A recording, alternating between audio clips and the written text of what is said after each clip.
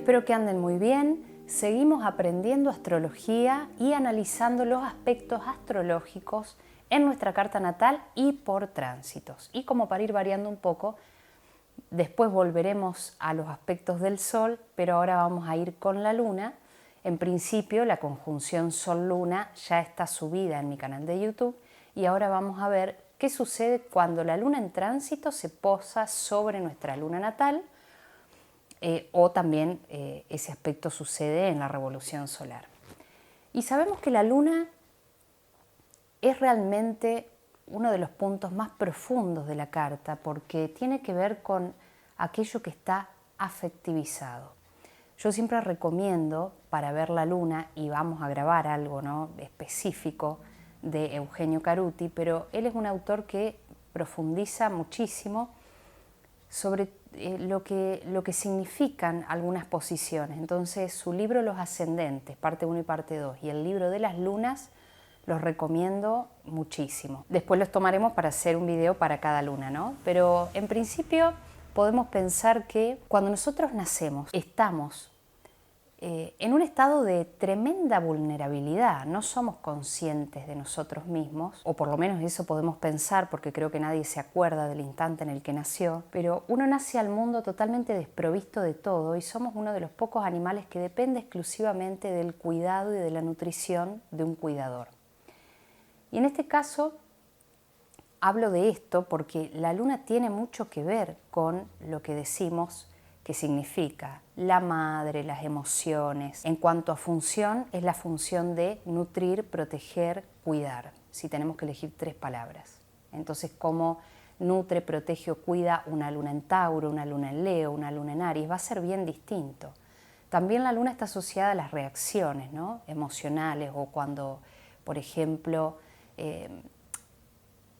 pasa alguna situación y reaccionamos en vez de responder, ¿no?, más del estilo de comportamiento automático. Bueno, y vuelvo a lo que estaba diciendo, que es esto de lo que está afectivizado. Cuando nacemos no tenemos conciencia de nosotros mismos, ¿no? Nacemos y dependemos de esa persona que nos cuida, a la cual no vemos. Vamos y nos pegamos a la teta, que es lo que da el alimento, ¿no? Entonces, por lo menos hasta los primeros 6 meses en la psicología del desarrollo humano, no tenemos una conciencia del otro, sino de eso que nos da el alimento. Bien.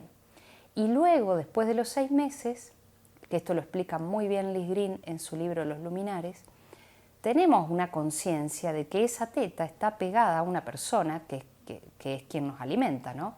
En la mayoría de los casos. También hay personas que no se han alimentado de esa manera y han tenido que tener una alimentación por mamadera, por biberón, de acuerdo a como le digan en cada país, ¿no? Entonces, ahí es cuando nosotros nos hacemos conscientes que hay un otro que es el que nos cuida, y empieza todo este mecanismo de identificación con eso que es lo lunar. Y aparece también esta cuestión, este concepto de la angustia que todos tenemos, ¿no?, en estas teorías de lo que nos falta, de la sensación de vacío, de aquello que está asociado al trauma del nacimiento, porque estamos flotando en un líquido amniótico adentro de la panza, en un lugar seguro, donde todo fluye naturalmente, y de repente nacemos a este mundo, atravesamos el canal de parto o por cesárea y pasamos de un lugar calentito a uno frío, de un lugar silencioso a uno ruidoso. Digo, la luna está asociada también a ese cambio fundamental de conexión con la vida, pero con lo que también trae la vida, que es eso tan distinto a nuestra experiencia mientras estábamos en el útero. Entonces, lo lunar se vuelve muy relevante porque este concepto de lo que nos pasó cuando éramos bebés y cómo nos relacionamos con eso externo que había, si eso externo nos cuidaba o nos daba este ambiente de seguridad o no, es también cómo vamos a interiorizar de alguna manera estas sensaciones de abundancia o de carencia y cómo luego lo vamos a actuar más grandes en la vida. Si me está escuchando un psicólogo, podés complementar abajo y de paso aportar no sé, autores que nos ayuden a comprender el proceso de desarrollo humano. Y, no sé, yo por ejemplo recomiendo empezar a leer Winnicott, por ejemplo, que es lo que yo también estoy leyendo para complementar muchas cosas que hacen a la teoría psicológica dentro de la astrología.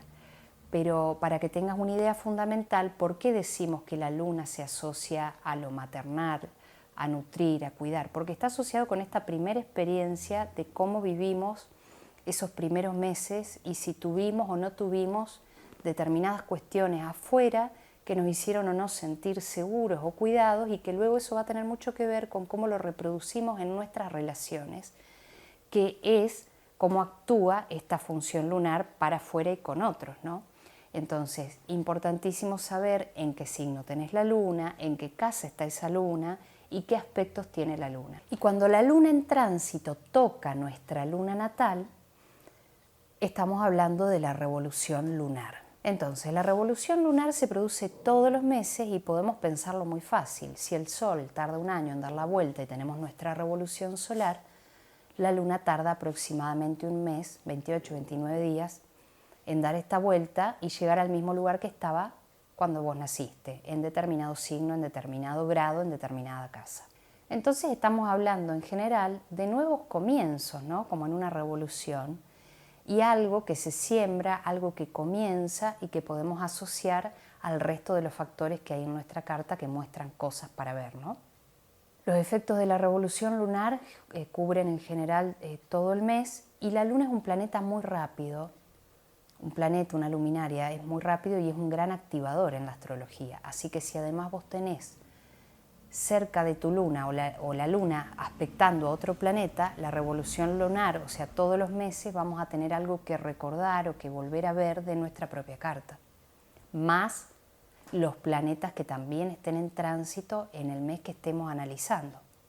Como la luna está asociado a lo femenino, este principio de nutrir y de cuidar, o receptivo también, probablemente en esos 2-3 días que estemos hablando de la conjunción propiamente en sí de la luna y la luna juntas, conjunción,